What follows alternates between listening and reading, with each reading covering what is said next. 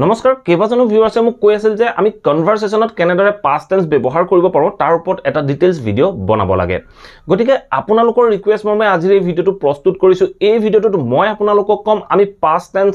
Story টেলিংত কেনেদৰে ব্যৱহাৰ কৰিব লাগে বা কনভাৰসেশনত কেনেদৰে ব্যৱহাৰ কৰিব লাগে এই সকলোখিনিৰ বিষয়ে আপোনালোকে এই ভিডিওটোৰ জৰিয়তে জানিব পাৰিব গতিকে ভিডিওটো খুব ইম্পৰ্টেন্ট হ'ব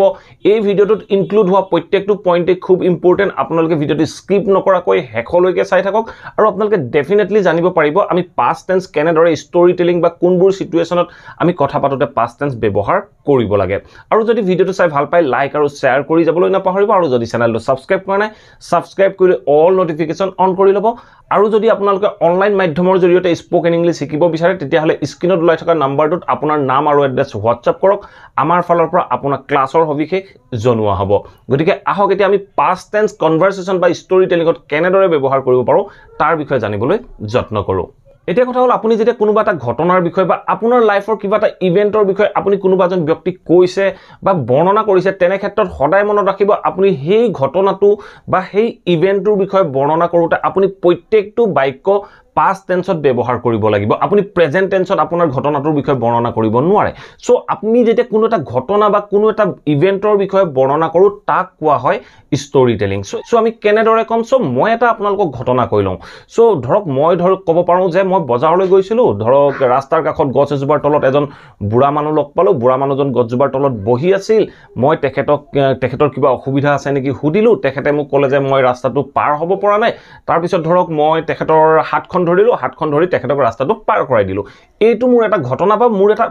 লগত হোৱা এটা ইভেন্ট এই ইভেন্টৰ বিষয়ে মই যেতিয়া বৰ্ণনা কৰিবলৈ যাম তেনেকুৱা ক্ষেত্ৰত মই সদায় past tense ব্যৱহাৰ কৰিব লাগিব কাৰণ যেটো কাম মই অলৰেডি কৰি আহিলো সো এই ষ্টৰীটোৰ বিষয়ে যেতিয়া আমি ইংৰাজীত ক'বলৈ যাম তেনে ক্ষেত্ৰত আমি কেনেদৰে কম আমি গোটেই বাক্যবোৰ past tenseত ফৰ্ম কৰিব লাগিব সো আমি কেনেদৰে কম মই এদিন বজাৰলৈ গৈছিলো তেনেকুৱা ক্ষেত্ৰত মই ক'ব পাৰো যে one day I went to market এই বাক্যটোৱে ক'লে যে এদিন মই বজাৰলৈ গৈছিলো তাৰ পিছত মই ক'ব পাৰো যে I saw an old man who was sitting under a tree alongside the road মই বাক্যটোৰ দ্বাৰা মই কি ক'লো I saw an old man মই এজন বুঢ়া মানুহ দেখিছিলো কোট দেখিছিলো who was sitting under a tree যিজন মানুহ এজোপা গছৰ তলত বহি আছিল কোট বহি আছিল alongside the road ৰাস্তাৰ কাষৰ এজোপা গছৰ তলত বহি আছিল when I was going to market যেতিয়া মই বজাৰলৈ গৈ আছিল মই বাক্যটো ক'লো যে one day I went to market এদিনাখন মই বজাৰলৈ গৈছিলো I saw an old man who was sitting under a tree alongside the road when I was going to market যেতিয়া মই বজাৰলৈ গৈ আছিলো মই ৰাস্তাৰ কাষত গছ এজোপাৰ তলত এজন বুঢ়া মানুহ বহি থকা দেখিছিলো তাৰ পিছত মই ক'ব পাৰো যে মই তেখেতৰ ওচৰলৈ গৈছিলো বুলি ক'ব লগা হ'ল তেতিয়া মই কেনেদৰে কম তেতিয়া মই কম যে I went near to him মই তেওঁৰ ওচৰলৈ গৈছিলো and I asked him আৰু মই তেওঁক সুধিছিলো কি সুধিছিলো আপোনাৰ কিবা অসুবিধা হৈছে নেকি তেনে ক্ষেত্ৰত আমি বাক্যটো কি কম and I asked him whether he had any problem যে তেওঁৰ কিবা অসুবিধা আছে নেকি মই সুধিছিলো সো এই বাক্যটো মই ইনডাইৰেক্ট স্পিচত ক'লো সো আমি এনে ধৰণে ইনডাইৰেক্ট স্পিচো জানিব লগা হয় সো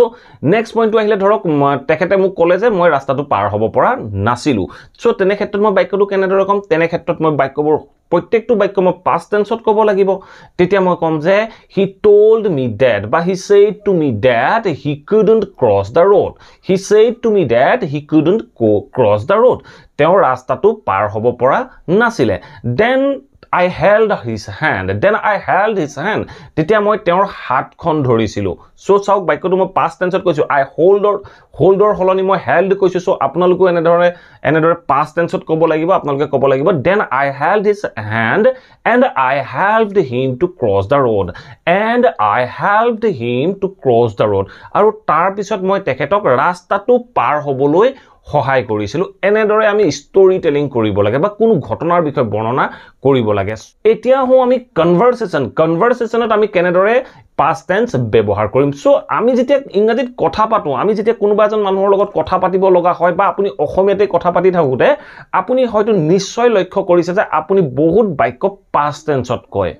আমি আমাৰ বন্ধু বান্ধৱীৰ লগত কথা পাতোতো আমি বহুত বাক্য পাষ্ট টেন্সত কওঁ আমি কওঁ যে মই তালৈ গৈছিলো মই আমুকক লগ কৰিছিলো মই ভাত খাইছিলো মই এখন কিতাপ কিনিছিলো এনে ধৰণে আমি বিভিন্ন বাক্য আমি আমাৰ ডেইলি কনভাৰসেচনত ইউজ কৰো এই বাক্যবোৰ আমি কেনেদৰে ইউজ কৰিম তাৰ বিষয়ে জানিবলৈ যাওঁতে আপোনালোকে পাষ্ট টেন্সৰ বিষয়ে জানিব লাগিব সো পাষ্ট টেন্সৰ বিষয়ে যদি নাজানে বা সম্পূৰ্ণ টেন্সখিনিৰ বিষয়ে নাজানে তেতিয়াহলে এই ভিডিওটো চাব এই ভিডিওটো মাত্ৰ 40 মিনিটৰ ভিডিও এই ভিডিওটো চোৱাৰ পিছত আপুনি ডেফিনেটলি টেন্সৰ সকলোখিনি কথাৰ বিষয়ে জানিব পাৰিব এই ভিডিওটোৰ লিংক মই ডেসক্ৰিপচন বক্সত দি দিছো সম্পূৰ্ণ টেন্সৰ ভিডিও আপোনালোকে চাই সকলোখিনি টেন্সৰ বিষয়ে শিকি ল'ব পাৰিব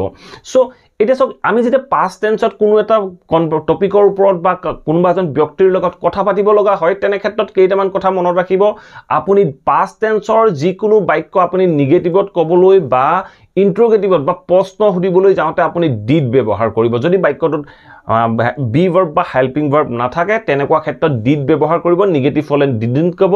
বা যদি ইন্ট্ৰোগেটিভ হয় ডিডটো বাক্যটোৰ আৰম্ভণিত ব্যৱহাৰ কৰিব আপোনালোকে অতি সহজে ব্যৱহাৰ কৰিব পাৰিব মই যেতিয়া এক্সাম্পল দেখাম আপোনালোকৰ বাবে সহজ হৈ পৰিব যদি কন্টিনিউয়াস হয় পাষ্ট কন্টিনিউয়াসত ক'ব লগা হল তেতিয়া was were ইউজ কৰিব যদি পাষ্ট পাৰফেক্টত ক'ব লগা হয় তেতিয়া had ইউজ কৰিব পাষ্ট পাৰফেক্ট কন্টিনিউয়াসত হলে had been ইউজ কৰিব এই পইণ্ট কেটা আপোনালোকে মনত ৰাখি ল'ব লাগে আৰু যদি সিম্পল পাষ্টত এফাৰ্মেটিভ সেন্টেন্স কয় বাস মই অলৰেডি কৈ আহিলো যে পাষ্ট টেন্সৰ বাক্যত আপুনি সদায় ভাৰ্ব টু সেকেন্ড ফৰ্মত ৰাখিবলৈ যত্ন কৰিব যদি বি ভাৰ্ব হেল্পিং ভাৰ্ব থাকে সেই be verb helping verb modal ভাৰ্বৰ যেটো সেকেন্ড ফৰ্ম হয় সেই সেকেন্ড ফৰ্মটো ইউজ কৰিবলৈ যত্ন কৰিব আপোনালোকে যিমান ঘৰতে প্ৰেক্টিস কৰিব আপোনালোকৰ বাবে হিমানেই এই কনসেপ্টখিনি ইজি হৈ আহিব সো আমি কেনেদৰে কথা পাতিম তাৰ বিষয়ে দুটা এক্সাম্পলৰ মাধ্যমেৰে আপোনালোকক বুজাই দিবলৈ যত্ন কৰো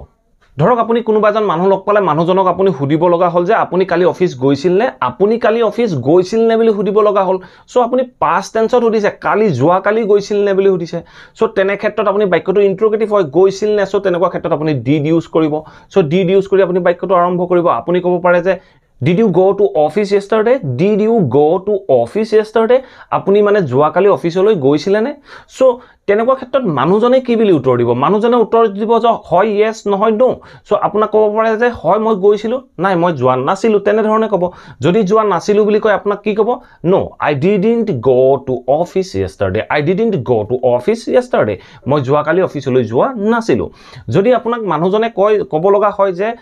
মই অফিসলৈ গৈছিলো তেতিয়া আপোনাক বাক্যটো আকৌ পাষ্টতে ক'ব didn't ইউজ নকৰে তেতিয়া আপোনাক ক'ব যে yes I went to office yesterday yes I went to office yesterday ঠিক তেনে ধৰণে ধৰক আপোনাৰ বন্ধু এজনে পাৰ্কলৈ গৈছিল আপুনি তেখেতক সুধিব লগা হল যে তুমি তাইক কালি লগ পাইছিলা নে তুমি তাইক কালি পাৰ্কত লগ পাইছিলা নে সো তেনে ক্ষেত্ৰত আপুনি বাক্যটো কেনেদৰে সুধিব আপুনি ইন্ট্ৰোগেটিভ সেন্টেন্সত বাক্যটো ফৰ্ম কৰিব লাগিব সো তেতিয়া আপুনি কি ক'ব আপুনি ক'ব লাগিব যে did you meet her in the park yesterday did you meet her in the park yesterday তুমি যোৱা কালি তাইক পাৰ্কত লগ পাইছিলা নে সো আপুনি ধৰক ক'ব লগা হল যে নাই মই যোৱা কালি তাইক লগ পোৱা নাছিলো no I didn't meet her in the park yesterday I didn't meet her in the park yesterday মই যোৱা কালি তাইক পাৰ্কত লগ পোৱা নাছিলো যদি আপুনি ক'ব লগা হয় যে হয় মই তাইক যোৱা কালি পাৰ্কত লগ পাইছিলো তেতিয়া আপুনি সেই meet যেতিয়া আমি didn't বা did ইউজ কৰো তেনেকুৱা ক্ষেত্ৰত সদায় ভাৰ্ব টু ফাৰ্স্ট ফৰ্মত ইউজ হ'ব যদি আমি didn't বা did not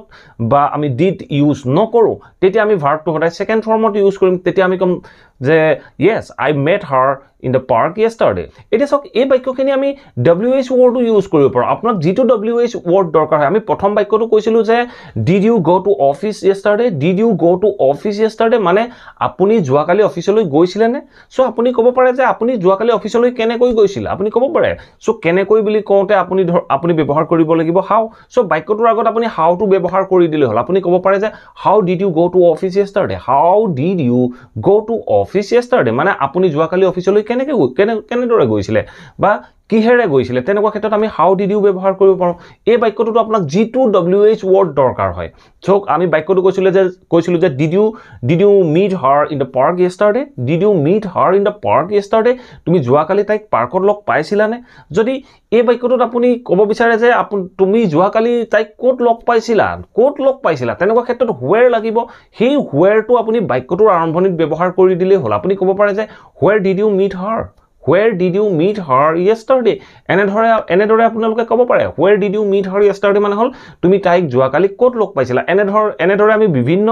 ইন্ট্ৰোগেটিভ সেন্টেন্স বা নেগেটিভ সেন্টেন্স বা তাৰ এনসাৰ দিব পাৰো ঠিক তেনে ধৰণে আপুনি ক'ব পাৰে Did you have a car? Did you have a car? তোমাৰ এখন গাড়ী আছিল নে বা আপোনাৰ এখন গাড়ী আছিল নে? সো যদি নাছিল আপুনি কি ক'ব? No, I didn't have a car. No, I didn't have a car. নাই মোৰ গাড়ী নাছিল। যদি আছিল আপুনি কি ক'ব? Yes, I had a car. Yes, I had a car. হয় মোৰ এখন গাড়ী আছিলে। এনেদৰে আমি এনসাৰ দিব পাৰো, এনেদৰে আমি কোৱেশ্চন কৰিব পাৰো ষ্টেট অফ পজিশনৰ বাক্যখিনি লৈ। যদি আমি পাষ্ট টেন্সৰ ষ্টেট অফ বিইংৰ কথা লৈ যাওঁ তেনে ক্ষেত্ৰত আমি কেনেদৰে প্ৰশ্ন কৰিম বা কেনেদৰে উত্তৰ দিম? ধৰক আপুনি ক'ব লগা হ'ল যে তুমি তাইৰ লগত যোৱাকালি আছিলা নেকি? তুমি তাইৰ লগত আছিলা নেকি? যোৱাকালি হওক বা লাষ্ট উইক হওক তাৰ লগত কথা নাই, মই পাষ্ট বুজাবৰ কাৰণে যোৱাকালিটো কৈ দিছো। সো আপুনি বাক্যটো সুধিব লগা হ'ল যে তুমি তাইৰ লগত আছিলা নেকি? সো তেনে ক্ষেত্ৰত আপুনি কেনেদৰে প্ৰশ্নটো সুধিব? আপুনি সুধিব লাগিব were you there with her? Were you there with her? তুমি তাইৰ লগত তাত আছিলা নেকি? তেনে ক্ষেত্ৰত আপুনি প্ৰশ্নটো কৰিব were you there with her? So তাৰ এনসাৰ হিচাপে আপুনি কি দিব? হয় মই তাইৰ লগত আছিলো। তেতিয়া আপুনি কেনেদৰে ক'ব? Yes, I was. তেতিয়া আপুনি ক'ব লাগিব Yes, I was with her. হয় মই তাইৰ লগত আছিলো। আমি যদি নাছিলো তেতিয়া মই কেনেদৰে ক'ম? No, I wasn't there with her. No, I wasn't there with her. ঠিক তেনেধৰণে বিভিন্ন বাক্য ক'ব পাৰে আপুনি। মই যদি কওঁ সি তাৰ মাক দেউতাকৰ লগত তাত আছিলে, হি তাৰ মাক দেউতাকৰ লগত তাত আছিলে, তেতিয়া আপুনি কি ক'ব? He was there with his parents. He was there with his parents. হি তাৰ মাক দেউতাকৰ লগত তাত আছিলে। যদি বাক্যটো প্ৰশ্ন কৰিব লগা হয় আপুনি সুধিব লগা হয় যে হি তাত মাক দেউতাকৰ লগত আছিলে নে, তেতিয়া আপুনি যেটো হেল্পিং ভাৰ্ব বা বি ভাৰ্ব হেতু আৰম্ভণিলৈ লৈ আহক। জাস্ট আপুনি was to বাক্যটো আৰম্ভণিলৈ লৈ আহক। আপুনি কক was he there with his parents? Was he there with his parents? So তেতিয়া আপুনি যদি নেগেটিভত এনসাৰ দিয়ে কি ক'ব? No, he wasn't there with his parents. No, he wasn't there with his parents. হি তাৰ মাক দেউতাকৰ লগত তাত নাছিলে। এনেদৰে আমি বিভিন্ন সেন্টেন্স ক'ব পাৰো, আমাৰ ডেইলি লাইফত ইউজ হৈয়ে থাকে। এনেদৰে আমি পাষ্ট টেন্সৰ বিভিন্ন বাক্য আমি আমাৰ ডেইলি লাইফত ইউজ কৰিব লগা হয়। আপোনালোকে ডেফিনেটলি নোটিস কৰিছে চাগে, যদি আপোনালোকে নোটিস কৰে ডেফিনেটলি জানিব পাৰিব আমি পাষ্ট টেন্সৰ কিমান বাক্য আমি আমাৰ ডেইলি কনভাৰসেশনত ইউজ কৰি থাকো। আপোনালোকে যিবোৰ বাক্য অসমীয়াত কয় সেই বাক্যবোৰ আপোনালোকে ইংৰাজীত ভাবি চাবলৈ যত্ন কৰিব। সো কোনবোৰ বাক্য আপুনি পাষ্ট টেন্সত ক'ব পাৰে সেই বাক্যবোৰ ঘৰতে প্ৰেক্টিস কৰিবলৈ যত্ন কৰিব। ডেফিনেটলি আপোনালোকৰ পাষ্ট টেন্সৰ যিবোৰ সেন্টেন্স হয় সেই সেন্টেন্সবোৰ লাহে লাহে ইমপ্ৰুভ হ'বলৈ আৰম্ভ কৰিব। আশা কৰো এই ভিডিওটো আপোনালোকে নিশ্চয় ভাল পালে। যদি ভাল পালে প্লিজ ভিডিওটো লাইক কৰিব, শেয়াৰ কৰিব আৰু সকলোৰে মাজত শেয়াৰ কৰিব যাতে অসমৰ প্ৰত্যেকজন ছাত্ৰ ছাত্ৰী বা যিসকল মানুহে ইংৰাজী ক'বলৈ শিকিবলৈ বুজিবলৈ যত্ন কৰি আছে তেখেতসকলৰ ওচৰত পাইগৈ আৰু তেখেতসকলেও এই কথাবোৰ জানিব পাৰে। আৰু যদি চেনেলটো সাবস্ক্ৰাইব কৰা নাই প্লিজ সাবস্ক্ৰাইব কৰি অল নোটিফিকেশন অন কৰি ল'ব। মই যেতিয়া এনে ধৰণৰ ইংলিশ লাৰ্নিংৰ ভিডিও আনিম আপোনালোকে নোটিফিকেশন পাব আৰু টাইম মতে ভিডিওবোৰ চাব পাৰিব। Thank you for watching this video.